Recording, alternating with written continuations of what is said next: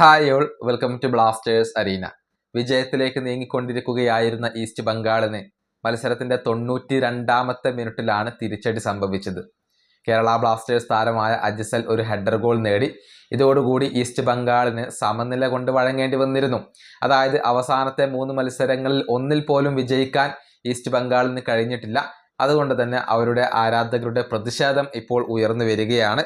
ഏതായാലും ഈ മത്സരത്തിൽ എവിടെയാണ് പാളിയത്, അതേക്കുറിച്ച് ഈസ്റ്റ് ബംഗാളിന്റെ പരിശീലകനായ ഓസ്കാർ ബ്രൂസോൺ ഇപ്പോൾ സംസാരിച്ചിട്ടുണ്ട്.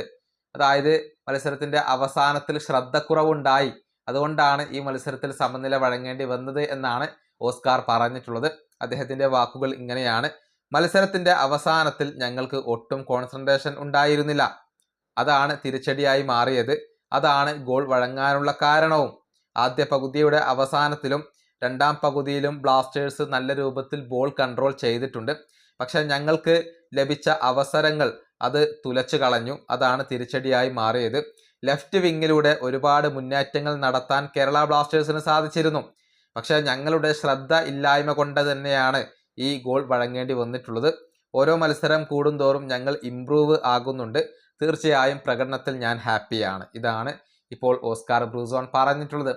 പക്ഷേ ഈസ്റ്റ് ബംഗാളിന്റെ പ്രകടനം മോശമായിരുന്നു എന്നുള്ളത് ഒരു വസ്തുതയാണ്.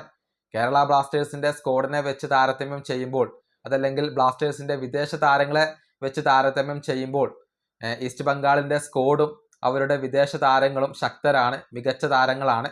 എന്നാൽ അതിനോട് നീതി പുലർത്തുന്ന തരത്തിലുള്ള ഒരു പ്രകടനം പുറത്തെടുക്കാൻ ഓസ്കാർ ബ്രൂസോണിന്റെ ഈസ്റ്റ് ബംഗാളിന് സാധിച്ചിരുന്നില്ല എന്നുള്ളതാണ് വസ്തുത. ഈ വീഡിയോയുടെ അവസാനിപ്പിക്കുന്നു. അടുത്തൊരു വീണ്ടും കാണാം.